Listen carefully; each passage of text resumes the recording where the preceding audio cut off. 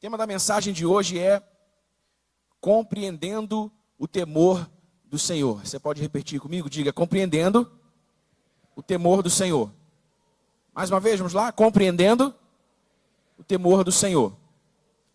E o que eu tenho pedido ao Espírito Santo é que esta mensagem sirva para viabilizar que os nossos corações sejam iluminados e o nosso entendimento seja enriquecido e que a nossa consciência da presença de Jesus aumente.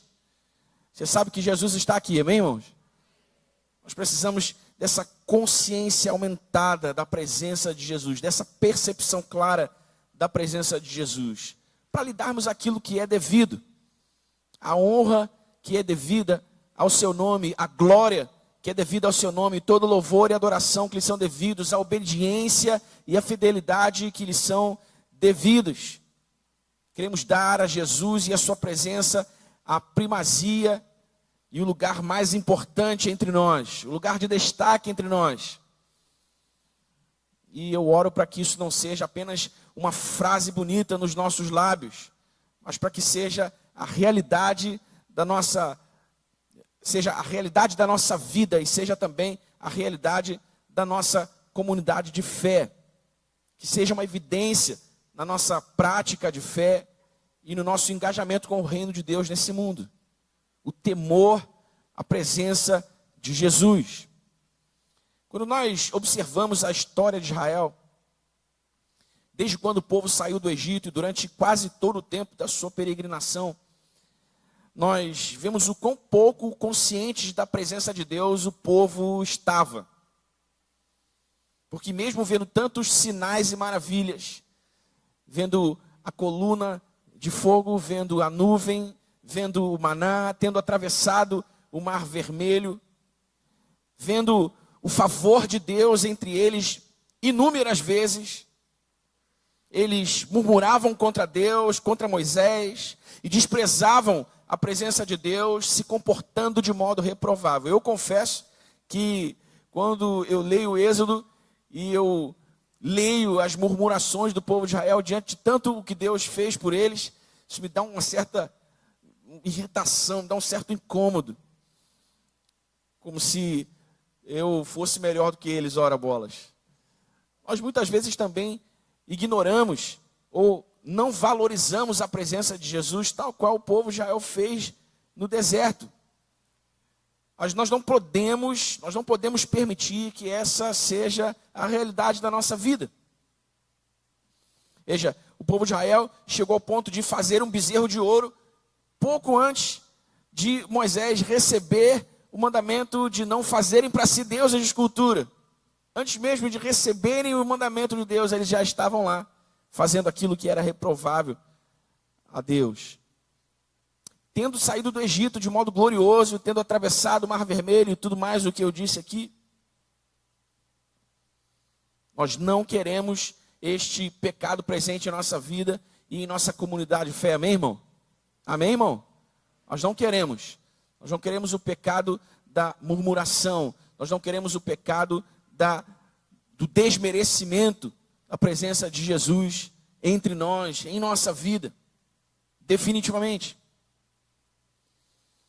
Então nós precisamos olhar a palavra de Deus e precisamos compreender o temor do Senhor. E eu quero começar essa reflexão sobre o temor do Senhor com uma definição do termo e do conceito de temor mesmo aplicado ao conhecimento de Deus e ao nosso relacionamento pessoal com Ele.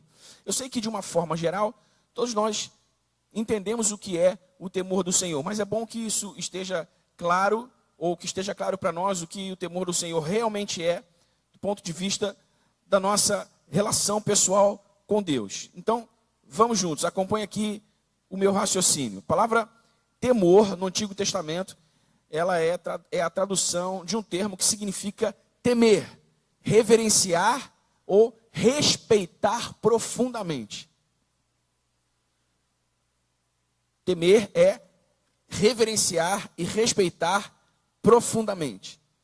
E esse termo, ele era aplicado no sentido de reverência mesmo, admiração e reconhecimento da grandeza e da autoridade de alguém, especialmente de Deus. E para os hebreus antigos, o temor do Senhor não era pavor, não era medo. Todas as vezes que a palavra temor do Senhor aparecia nos lábios dos líderes do povo de Israel, não era assim que eles entendiam o temor do Senhor. Não, eles não entendiam o temor do Senhor como um medo de Deus, como um pavor de Deus, mas como uma resposta apropriada ao reconhecimento da santidade, do poder e da justiça de Deus. Temer a Deus é reconhecer a sua santidade, é reconhecer o seu poder, é reconhecer a sua justiça e reverenciá-lo profundamente por quem Ele é. Você está comigo aqui, irmão? E alguns elementos principais que formavam essa compreensão do temor do Senhor na mentalidade dos hebreus antigos era, primeiro, a reverência por Deus como Rei Supremo. O povo temia a Deus porque sabia que Deus era o Rei Supremo. Israel vivia sob um sistema teocrático. E Deus era para eles o verdadeiro Rei. Temer a Deus era reconhecer a sua soberania, era reconhecer a sua autoridade final sobre todas as coisas. Coloca por favor na tela aí, pessoal, Salmos capítulo 10, versículo 16. Veja só o que diz o salmista em Salmos capítulo 10, versículo 16. O Senhor é Rei eterno, da sua terra somem as nações. Diga aleluia. O Senhor é Rei eterno. Então o povo de Israel temia o Senhor, porque sabia que o Senhor era o Rei soberano, o Rei supremo, e a autoridade final sobre todas as coisas. Segundo, a consciência da santidade de Deus. O povo de Israel temia o Senhor, porque entendia que Deus é santo, que Deus é puro e separado de toda forma de pecado. E estar diante dele exigia purificação, reverência e obediência. Salmos capítulo 24, versículos 3 e 4. Salmos capítulo 24, versículos 3 e 4. Quem subirá ao monte do Senhor? Quem há de permanecer no seu santo lugar? O que é limpo de mãos e puro de coração, que não entrega a sua alma à falsidade, nem faz juramentos com a intenção de enganar. Então o povo tinha essa consciência da santidade de Deus, e essa consciência também de que estar diante de Deus exigia purificação, reverência, obediência. Em terceiro lugar, o povo de Deus temia ao Senhor, porque tinha o temor como base para a sabedoria e para a vida justa. Provérbios capítulo 1, versículo 7. Provérbios capítulo 1, versículo 7. O temor do Senhor é o princípio do saber, mas os insensatos desprezam a sabedoria e o ensino. Provérbios 16, versículo 6. Pela misericórdia e pela verdade se expia a culpa, e pelo temor do Senhor se evita o mal. Então, para os hebreus, o temor do Senhor era a base de uma vida bem-sucedida, tanto espiritual quanto prática. O temor do Senhor era visto como o princípio da sabedoria e o meio para se evitar o mal. Em quarto lugar, os hebreus, o povo de Israel, o povo de Deus temia o Senhor, porque entendia que o temor do Senhor estava baseado na sua aliança, na aliança de Deus firmada com ele. Então, temer a Deus também era parte do relacionamento pactual, o relacionamento da aliança entre Deus e Israel. E era esperado que o povo temesse a Deus como um filho respeita um pai, com amor, com reverência, com submissão. Malaquias capítulo 1, versículo 6.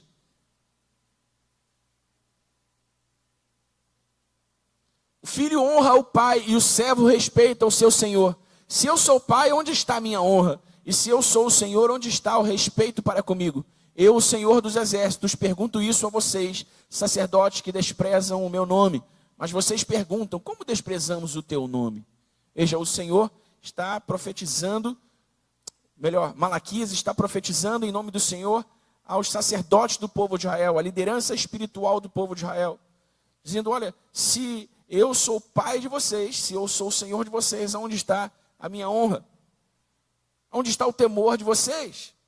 Então, esses 4 fundamentos formavam a compreensão do povo hebreu sobre a sobre o temor do Senhor na antiga aliança, no Antigo Testamento. Mas nós entramos no Novo Testamento, na chamada Nova Aliança.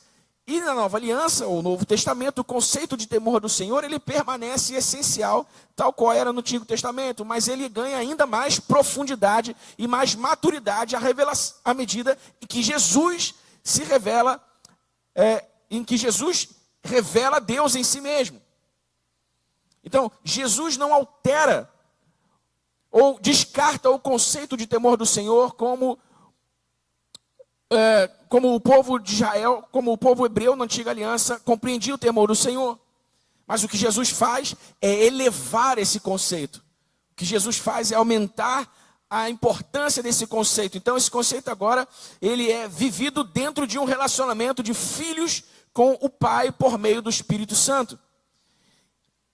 Então havia no Antigo Testamento essa noção de Deus como o Senhor, Deus como Rei, Deus como soberano, Deus como Criador de toda a terra. A Jesus vem revelando Deus como Pai. E ele eleva então o conceito de temor ao nível de um relacionamento pessoal com ele. O relacionamento de um filho com o Pai por meio do Espírito Santo que ele nos deu. Por isso Jesus disse: eu sou o caminho, a verdade e a vida, e ninguém vem ao Pai a não ser por mim. Então Jesus vem trazendo uma nova revelação de Deus ao povo. Jesus vem revelando Deus como Pai. Então veja, no Antigo Testamento o povo temia Deus com base em sua santidade, em sua justiça.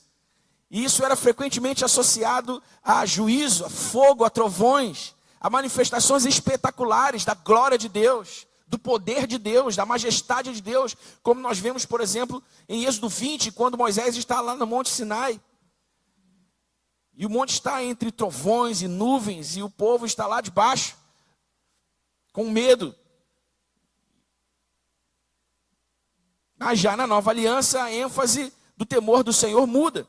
Essa mesma santidade, ela é revelada, mas agora com um acesso gracioso, com um acesso amoroso. O temor de Deus permanece, mas é vivenciado por homens e mulheres que agora têm a revelação de Deus como seu Pai. São filhos, filhos que amam e respeitam e não querem entristecer o Pai. Romanos capítulo 8, versículo 15. Romanos capítulo 8, versículo 15. Porque vocês não receberam um espírito de escravidão para viverem outra vez atemorizados, mas receberam o espírito de adoção por meio do qual clamamos: Abba, Pai. Aleluia, diga aleluia, meu irmão. Abba, Pai. 2 Coríntios capítulo 7, versículo 1.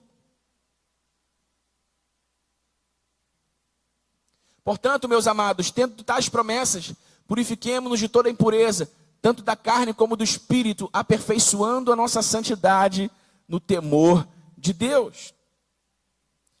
Na nova aliança, nós não vivemos com medo de condenação. Veja o que está escrito em João capítulo 5, versículo 24. João capítulo 5, versículo 24.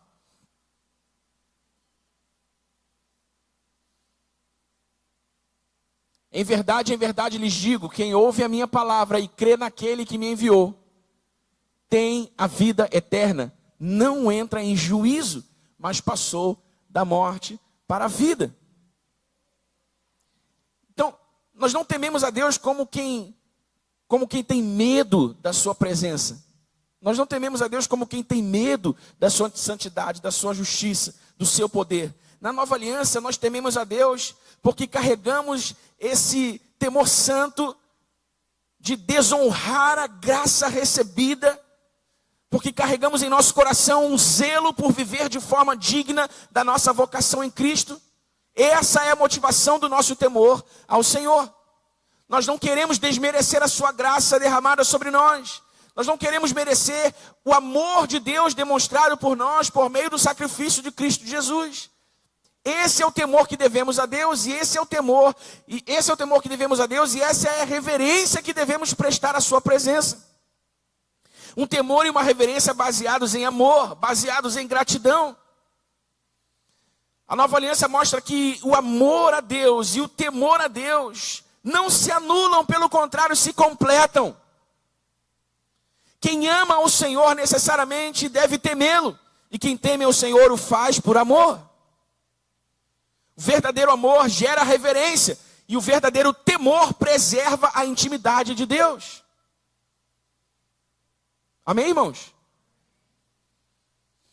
O verdadeiro amor gera reverência. E o verdadeiro temor preserva a intimidade com Deus. Nós precisamos erguer as nossas mãos e cantar o nosso amor ao Senhor, da mesma maneira como demonstramos prática e objetivamente a nossa reverência à sua presença, à sua santidade.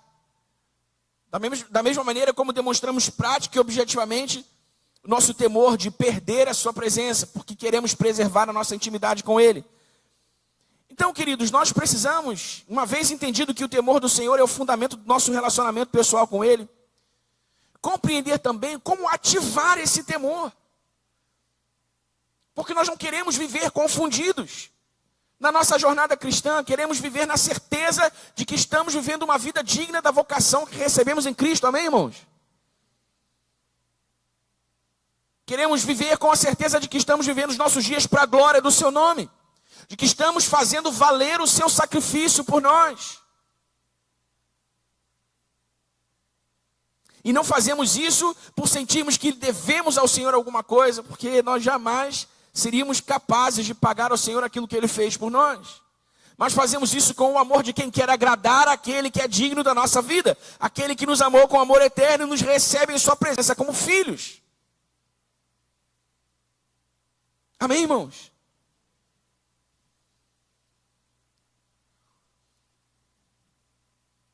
Salmos capítulo 34, versículo 5 diz: o Senhor confia os seus segredos aos que o temem e os leva a conhecer a sua aliança.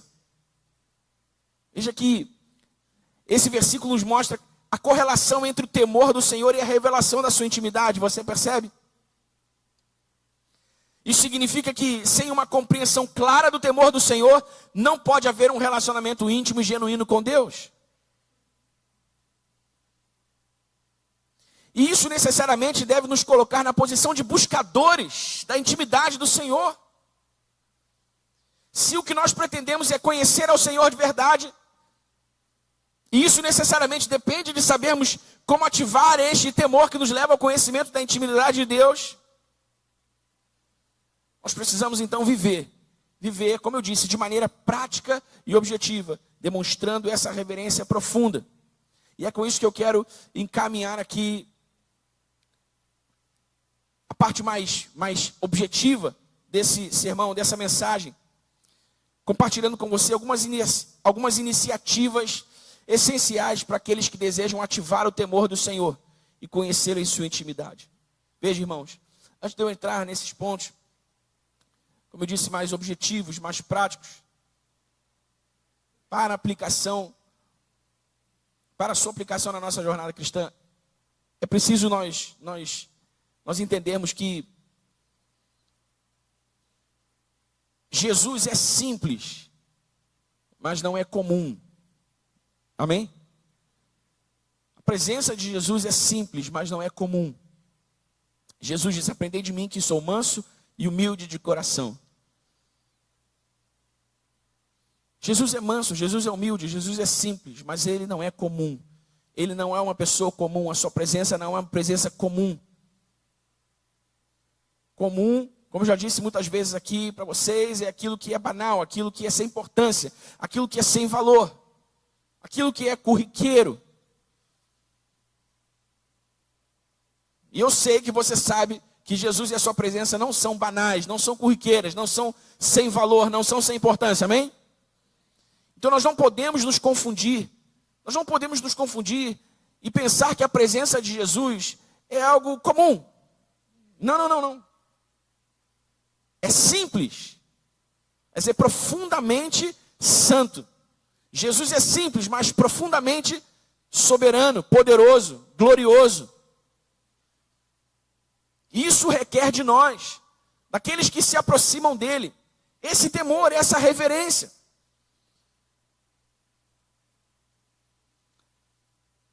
acesso não é o mesmo que intimidade. Amém? Acesso não garante intimidade. Você tem acesso à presença de Deus, mas isso não faz você automaticamente alguém que é íntimo de Deus. Você tem acesso ao templo, onde nós cantamos, adoramos, oramos e Deus manifesta a sua presença, Jesus manifesta a glória da sua presença, mas isso não significa imediatamente que somos íntimos de Deus. Pessoalmente, individualmente. Por quê? Porque, como disse Davi, a intimidade do Senhor é para aqueles que o temem. Está acessível a todos, mas nem todos acessam. Está disponível a todos, mas nem todos entram nesse lugar de intimidade com o Senhor, porque para isso é necessário temor. E o temor é essa consciência clara e essa profunda reverência à presença de Deus em nós, portanto, conosco todos os dias, em todo tempo, em todo lugar em que estamos, e entre nós, na nossa comunidade de fé. Por isso, muitas vezes nós dizemos aqui, olha, quando você vier à casa de Deus, você precisa vir trazendo uma expectativa santa, de juntamente com os seus irmãos, encontrar-se com a glória da presença manifesta de Jesus, com temor e reverência em seu coração. Quando você vier à casa de Deus, você precisa vir com essa expectativa de encontrar-se com a glória da presença manifesta de Deus, em humildade, em sinceridade, em honestidade, com a disposição de entregar, de oferecer, de ofertar a Ele adoração e louvor sinceros, genuínos, por quem Ele é e pelo que Ele fez por nós. Porque muitas vezes nós passamos temporadas inteiras da nossa vida, porque a vida é feita de temporadas, de ciclos, de momentos. Porque muitas vezes nós passamos temporadas inteiras da nossa vida nos sentindo como que num deserto, os nossos olhos secos, o nosso coração frio, porque perdemos a consciência da presença e, portanto, paramos de temer o Senhor com o temor que lhe é devido. Porque quando tememos o Senhor e reconhecendo a sua presença santa, a sua presença gloriosa, a sua presença majestosa, não há outra atitude possível, não há outra resposta aceitável, a não ser humildade, a não ser obediência humilde, reverência, temor, adoração e louvor sinceros, santidade, pureza. Está comigo aqui, irmão? Então pense em quantas vezes em sua própria vida você viveu os seus dias tomando decisões, fazendo coisas, elaborando projetos, buscando objetivos, sem sequer considerar a presença de Jesus em você por meio do Espírito Santo, para saber qual era a vontade dele, qual era o caminho dele, qual era o conselho dele. Muitas vezes você expõe os seus olhos, expõe os seus ouvidos, a todo tipo de impureza que se pode ver, a todo tipo de impureza que se pode ouvir. A Bíblia diz que os olhos são a janela da alma, e a alma é a lâmpada do Senhor. Aquilo que nós permitimos entrar em nossa alma por meio daquilo que vemos, por meio daquilo que ouvimos, pode nos santificar, ou pode nos santificar, ou pode prejudicar a nossa santificação. Quantas vezes nós fomos descuidados, quantas vezes nós fomos negligentes, quantas vezes nós não tememos ao Senhor, quantas vezes nós não reverenciamos a sua presença como ela merece ser reverenciada, irmãos. Muitas vezes chegamos à casa de Deus frios, com corações gelados. Chegamos à casa de Deus com corações cheios de expectativa de que Deus fale, de que Deus faça, de que Deus se mova. Sem, no entanto, termos semeado nada, sem, no entanto, termos entregado nada, sem, no entanto, termos renunciado nada, sem, no entanto, sequer termos considerado a sua presença em nossa vida ao longo da semana, a sua presença em nossa casa, a sua presença em nossa família, a sua presença conosco em nosso trabalho, a sua presença conosco em nossa vizinhança, em nossos círculos de intimidade, de amizade. Sem considerarmos a sua presença nas conversas que temos, nas coisas que falamos, no tempo que desperdiçamos, colocando todo tipo de sujeira, de impureza para dentro da nossa alma. Irmãos, nós não podemos permitir que isso seja assim. Nós não podemos permitir que isso seja assim. Por isso nós precisamos despertar o temor do Senhor que há em nossos corações. Ativar o temor do Senhor que há em nossos corações. Para que todo santo dia, a gente em alguns momentos aqui mencionou o culto da manhã. Porque hoje nós tivemos uma manhã muito especial na presença de Deus. Deus manifestou a sua presença de maneira gloriosa no meio dos louvores, no meio da adoração. Era possível sentir a presença de Jesus como se Ele estivesse fisicamente entre nós. Foi lindo, foi glorioso. Nós ficamos de 10 e alguma coisinha até 12:20, só adorando, cantando, jogados ao chão, rendidos na presença do Senhor. Foi lindo, foi glorioso. Eu posso garantir a você, irmãos, nós não manipulamos a manifestação da presença de Deus. Nós apenas criamos um ambiente. E Ele responde à nossa iniciativa. Amém? Nós apenas criamos um ambiente favorável. Ele responde à nossa iniciativa e manifesta a sua presença. A verdade é que todo santo dia deve ser como esse domingo de manhã. Mesmo não estando na igreja, você deve sentir e apreciar e se render e se envolver com a presença de Jesus na sua casa. No seu quarto, no seu carro, na condução, quando você estiver indo para o trabalho. Eu me lembrei hoje de manhã, nós cantamos aquela canção. Então vem como prometeste, derrama o teu Espírito, derrama o teu Espírito. Teu amor é como de um pai, de um irmão. Nós cantamos essa canção hoje de manhã, eu me lembrei do ano em que essa canção foi lançada. Eu não me lembro agora o nome do ministério. Mas eu me lembro que eu estava na faculdade nessa época. E eu pus essa canção no fone de ouvido. Desde a hora em que eu entrei no metrô, até chegar na sala de aula, eu deixei a música no repeat. E foi repetindo a mesma música. Irmãos, eu estava caminhando pela Urca lá, eu estudava lá na Praia Vermelha, na FRJ. Eu estava caminhando pela Urca, chorando, em pranto, sentindo a presença de Jesus. Eu falei, Jesus, eu quero voltar para casa, eu não quero estudar, eu quero ir para o meu quarto, eu quero ficar com o Senhor. Todo santo dia deve ser como foi esse domingo de manhã. Você não esteve conosco domingo de manhã, irmão? Perdeu. Perdeu mesmo. Mas você pode se lembrar de momentos em que você na sua vida experimentou a presença de Jesus, a glória da presença de Jesus manifesta de maneira poderosa. Você já provou isso? Alguma vez na sua vida? Já, não já? Então, quanto tempo faz que você não prova isso?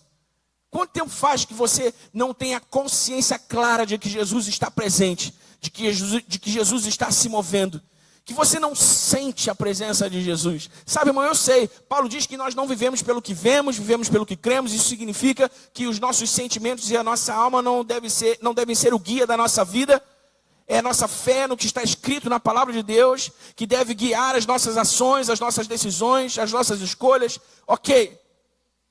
Mas Deus nos criou seres humanos com uma alma, com sentimentos, com emoções. E quando Deus nos visita, Ele nos visita por inteiro. Ele nos visita e faz transbordar do nosso espírito de dentro para fora, tocando a nossa alma, tocando os nossos sentimentos, nos levando a expressar esse reconhecimento, expressar essa consciência no nosso corpo físico. Você sabe do que eu estou dizendo? Você sabe do que eu estou falando? Isso é o que acontece quando você chora na presença de Deus. Isso é o que acontece quando você sorri na presença de Deus. Isso é o que acontece quando você sente uma explosão de alegria no seu peito e você quer correr, você quer rolar, você quer pular, você quer fazer piruetas na presença de Deus. Isso é assim. Isso é assim, a vontade de Deus tocar a nossa vida por inteiro. O nosso espírito, tocar a nossa mente através da nossa fé. Mas tocar também a nossa alma, os nossos sentimentos, as nossas emoções. Por isso eu pergunto, quanto tempo faz que você não sente a presença de Jesus? Irmãos, nós precisamos ser buscadores da presença de Jesus. Um escritor, um autor norte-americano, E nos anos 2000 escreveu um livro que ficou muito famoso no mundo todo, Tom Tinney. O nome do livro é Caçadores de Deus. Talvez você já tenha lido esse livro. Se não leu, vale a leitura. Nós devemos viver como caçadores de Deus, como perseguidores de Deus, como buscadores da presença. Porque, irmãos, a presença de Jesus não é comum. A presença de Jesus é simples, mas é poderosa, é majestosa, é gloriosa, é suficiente para nos alimentar o espírito e a alma, para renovar a nossa mente, para nos dar tudo o que precisamos, mesmo quando aquilo que nós julgamos precisar não está diante de nós, fisicamente, materialmente. Na presença dele, nós somos saciados com a certeza de que ele nos basta, de que ele está cuidando de nós, de que ele tem a nossa vida na palma das suas mãos, de que ele é o nosso bom pastor e não deixará que nada nos faltará. Nós sorrimos sem motivo, nós nos alegramos sem motivo. Na presença dele, tudo mais perde o sentido, perde o valor, e tudo que nós desejamos é ficar ali com ele, sendo cheios, sendo transbordados dessa alegria, desse gozo, desse prazer. Você sabe, irmão, você sabe o que é o próprio Deus descer no jardim, na viração do dia, para conversar com Adão, conversar com Eva? Isso é glorioso, não é glorioso? Você sabe o que é o apóstolo Pedro ter andado sobre as águas, por uma voz de comando de Jesus? Você sabe o que é o apóstolo Paulo ter sido transformado de Saulo, perseguidor de crentes, a o maior apóstolo, juntamente com Pedro, de toda a história da igreja? Você sabe o que foram os primeiros apóstolos de Jesus terem morrido ao fio da espada, terem sido decapitados, terem sido queimados vivos, por amor a Jesus? Isso é impressionante, não é, irmãos? No entanto, Hebreus capítulo 11, a famosa galeria da fé de Hebreus capítulo 11, contém muito resumidamente a história de alguns grandes homens de Deus, e no final do capítulo 11, o escritor aos Hebreus diz: no entanto, estes homens, vivendo o que viveram, não viram a promessa, porque Deus havia reservado para nós algo maior.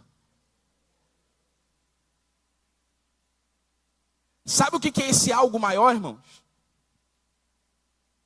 Sabe o que é esse algo maior? É a presença de Deus, a presença de Jesus dentro de nós. Meu irmão, se isso não te balança,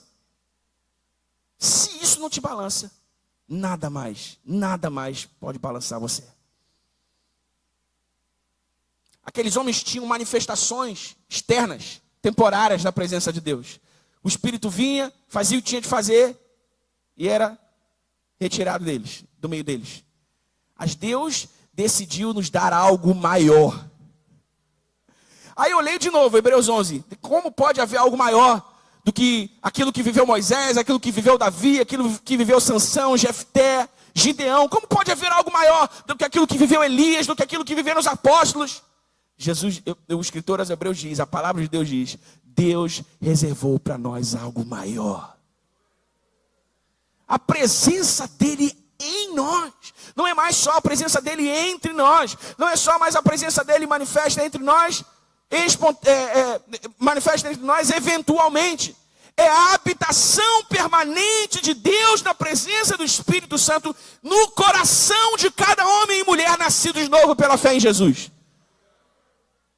Irmãos, como nós não devemos reverenciar essa presença? Como nós não devemos viver em santidade e temor? Como nós não devemos viver em pureza? Como nós não devemos viver em fidelidade e obediência a esse Deus glorioso, que decidiu espontaneamente habitar dentro de nós? Então nós precisamos ativar esse temor, amém, irmãos? Nós precisamos ativar esse temor. Nós precisamos compreender o temor do Senhor e precisamos ativar esse temor. E há algumas iniciativas práticas e objetivas que podem nos ajudar a ativar esse temor. A primeira: contemple a santidade de Deus. duas atividades efetivas que nos revelam a santidade de Deus. É a adoração e a contemplação. Quando nós verbalizamos a nossa reverência a Deus, o nosso coração é cheio daquilo que nós falamos. E quanto mais cheios estivermos de reverência a Deus, mais reverentes seremos. Salomão diz em Provérbios que o coração se farta do fruto dos lábios. Algumas versões da Bíblia dizem que o coração se enche daquilo que a boca fala. E Jesus, certa vez, condenando os fariseus, disse: olha, vocês não sabem que a boca fala daquilo que está cheio o coração?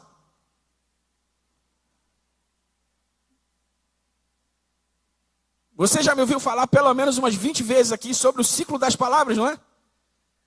Jesus disse que a nossa boca fala do que o nosso coração está cheio. Então eu falo adoração, eu falo reverência, eu falo santidade, eu falo temor, eu falo fidelidade e obediência. Salomão diz que aquilo que a minha boca fala enche o meu coração de novo. E eu falo do que o meu coração está cheio, e o que eu falo enche o meu coração de novo. Eu falo do que meu coração está cheio e o que eu falo enche meu coração de novo. É por isso que a adoração, irmãos, é por isso que a adoração é poderosa.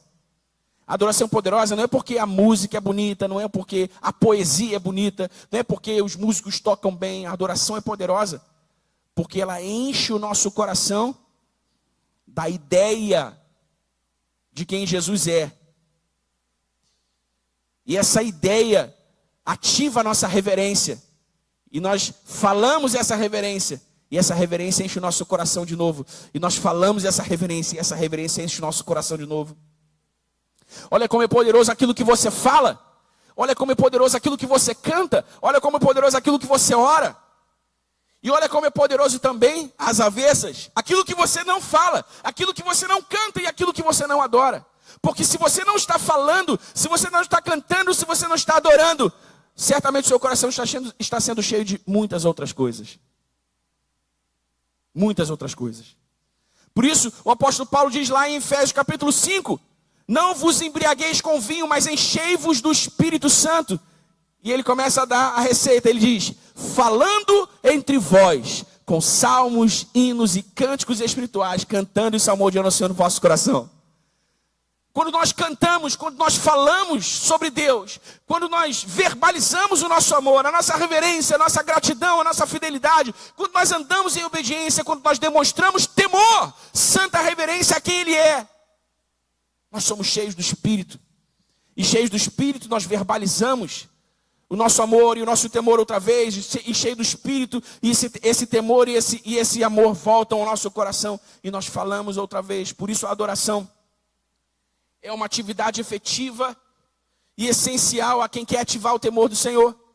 Você não pode ficar de braços cruzados.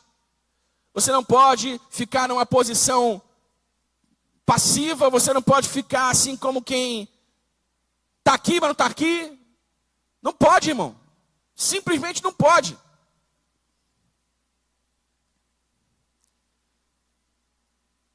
Não é? Força de expressão, obviamente, porque a gente não tem polícia de ninguém aqui. Você é livre para se expressar como quiser ou para não se expressar também. Mas o fato é que nós não podemos. Nós não podemos no sentido de que não é apropriado estarmos na presença de Jesus, num ambiente de louvor e adoração, de boca fechada, de braços cruzados, de mão no bolso, olhando o relógio, preocupado com o que vai fazer, o que vai comer depois do culto, preocupado com, sei lá, um monte de outras coisas. Você entende o que eu quero dizer, irmão? Ah, Daniel, mas eu não conheço as músicas. Ah, Daniel, mas eu não sei cantar.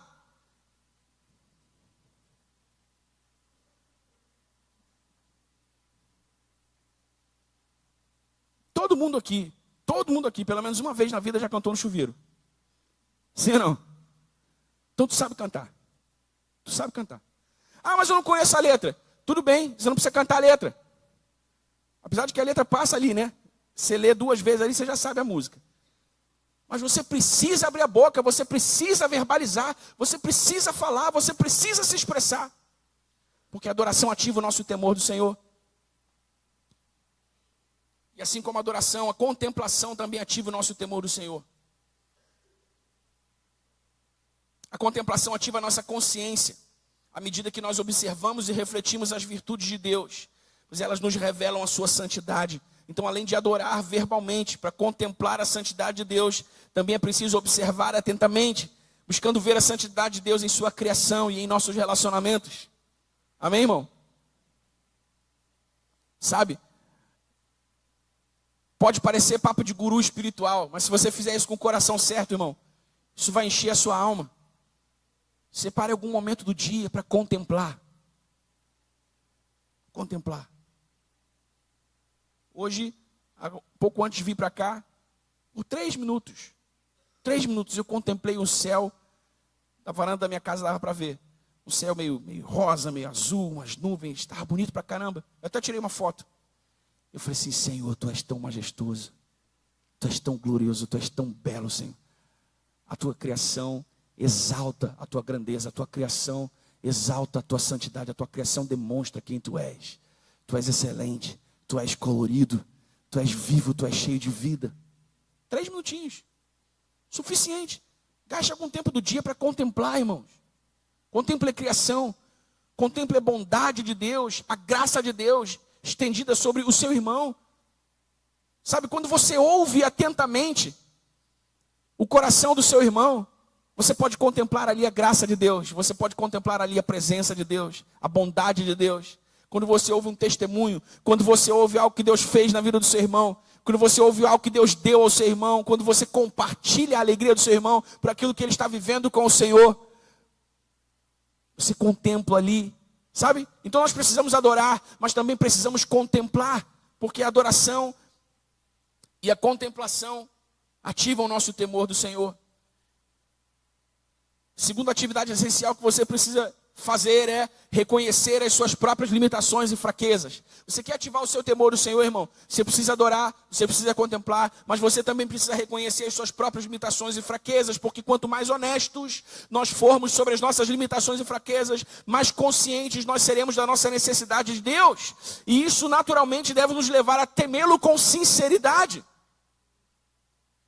Nós reconhecemos quem somos e vemos a nossa necessidade de Deus. Vemos a nossa necessidade de Deus e nós o buscamos por misericórdia e santificação.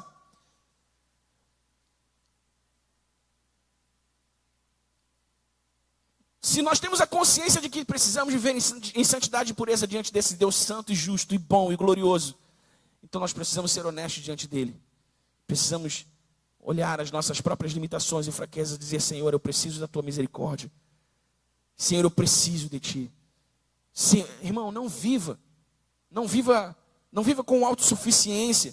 Não viva acreditando na mentira de que você se basta, de que você é suficiente em si mesmo para resolver as suas questões, os seus problemas, para resolver as suas guerras. Se você se tornou um filho de Deus, você precisa estar consciente da graça de Deus. Não só da graça de Deus, mas também da misericórdia de Deus.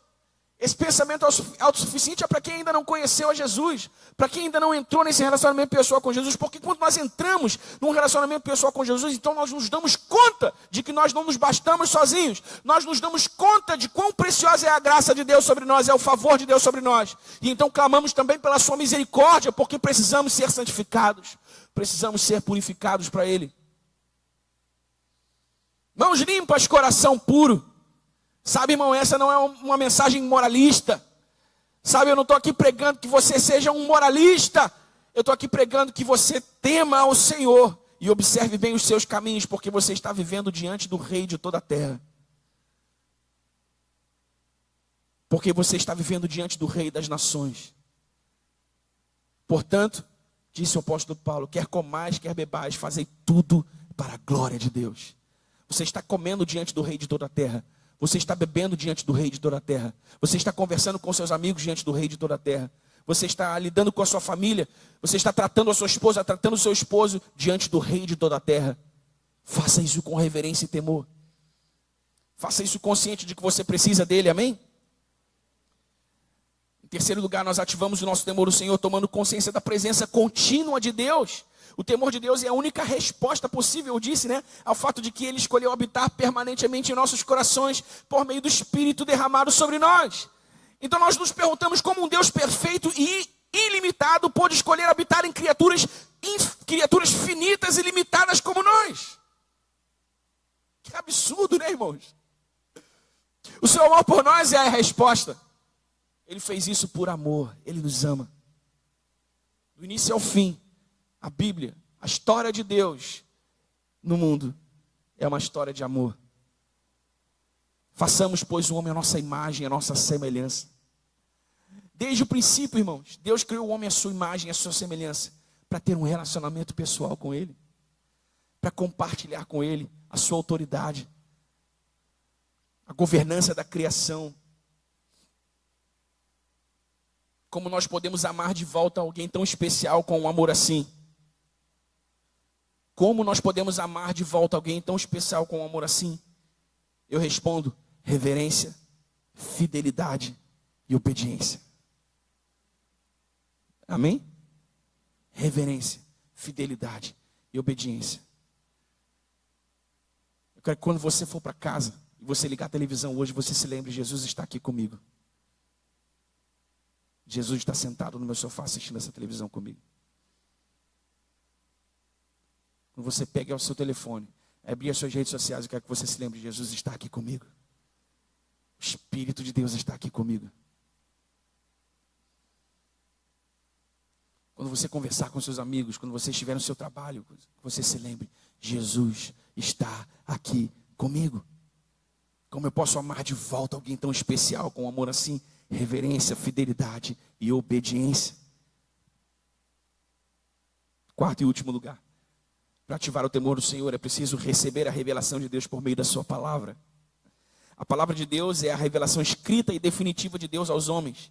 E ela nos mostra a Deus como Ele deseja ser conhecido por nós. A sua palavra nos foi dada para o conhecermos, protegidos do erro e do engano das vãs filosofias deste mundo. Por isso, a palavra de Deus é o balizador, é o aferidor de toda a verdade. Deus está revelado nas Escrituras, do início ao fim. E se desejamos conhecê-lo para temer a Ele, será impossível fazer isso a parte da sua palavra. Não dá para temer o Senhor sem a palavra, sem a Bíblia. Amém? Amém, irmão?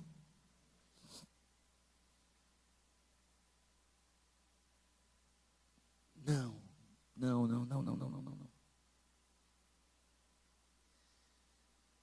A história da igreja está repleta de relatos de como homens e mulheres de Deus viveram vidas tão intensas na presença de Deus e fizeram tanto pelo reino de Deus em suas épocas, em suas gerações. E uma coisa todos esses homens e mulheres de Deus tinham em comum: uma avassaladora paixão e um profundo respeito pela palavra de Deus.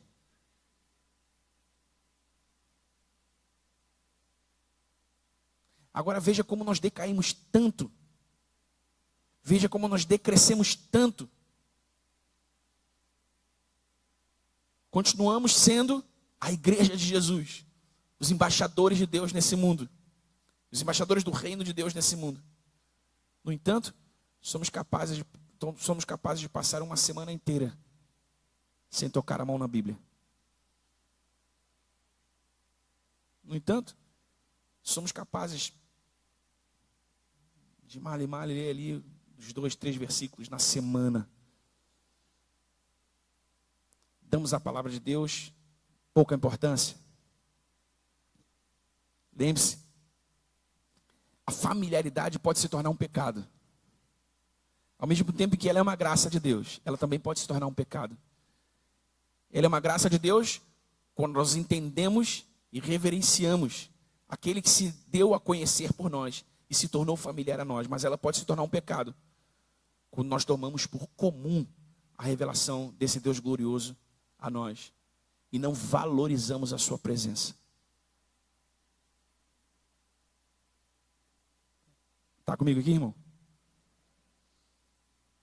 Irmão, como eu disse, essa pregação não é uma pregação moralista. Eu não quero que você saia daqui: eu tenho que ler a Bíblia, eu tenho que orar, eu tenho que adorar, e eu vou viver agora. Não. Os fariseus viviam assim, eles impunham esse encargo sobre o povo. Aliás, eles não viviam assim, eles eram mentirosos, né? Eles fingiam que viviam assim, mas não viviam. Eu só quero que você viva consciente, irmão. Consciente. Sabe por quê?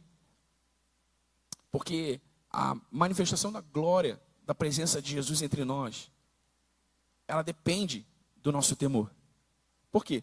Porque a manifestação da glória, da presença de Jesus é uma exposição da sua intimidade. Amém? Quando Jesus manifesta a sua presença com glória, ele está expondo a sua intimidade. E nós lemos no Salmo capítulo 25 que a intimidade do Senhor é para aqueles que o temem. Então nós só poderemos viver nesse estado de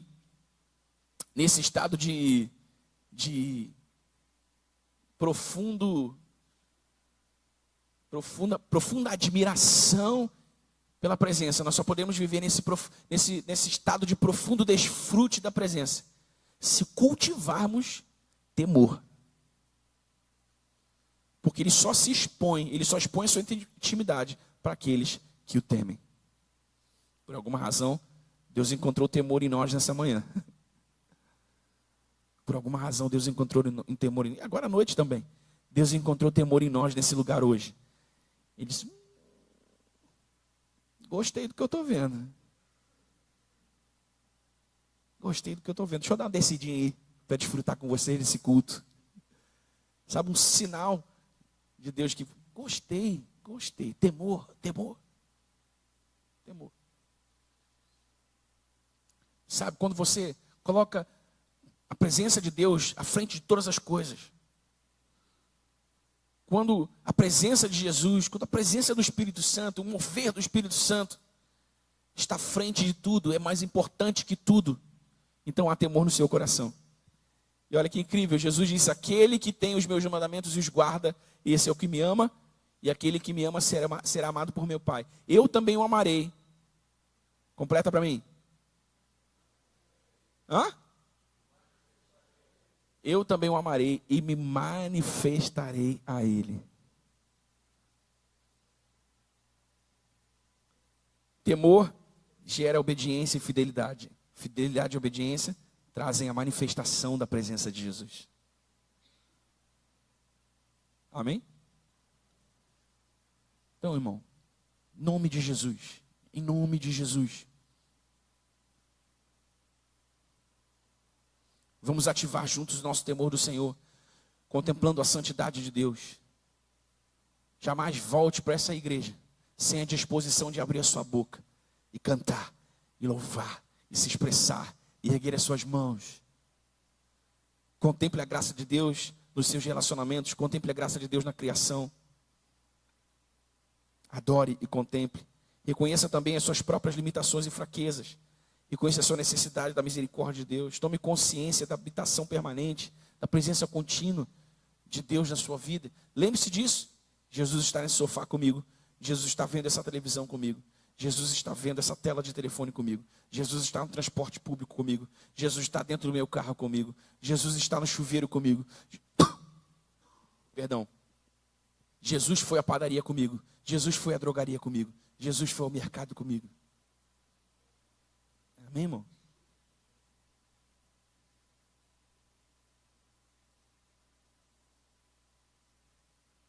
Uma vez eu fui ao mercado e no estacionamento do mercado tinha um pedinte. E eu estava assim, tomado por uma falta de temor de Deus absurda. E eu já fui dando uma negativa, logo assim entrei no mercado. Dei as costas para ele. Quando eu entrei no mercado, o Espírito Santo falou comigo, assim, com tanta velocidade, tu despreza a minha presença, tu despreza o meu amor assim? Por que você abre a boca para cantar? Do que você está falando? Do que você está orando? Aí na hora, falei, uau. Cara, eu voltei lá. Falei, irmão, desculpa. Passei aqui direto por você. Eu estava com a cabeça, do que você está precisando? Aí comprei lá um leite, uma carne, um biscoito, um negócio que ele queria. Sabe, irmãos? Cada pequeno evento da nossa vida é uma oportunidade de valorizarmos a presença de Jesus, de reconhecermos e valorizarmos a presença de Jesus, de darmos ao Senhor temor, santa reverência, profunda reverência.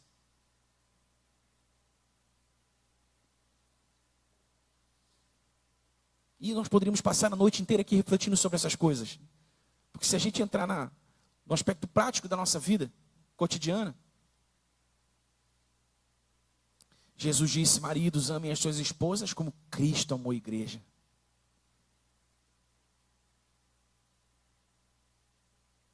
E a si mesmo se entregou por ela.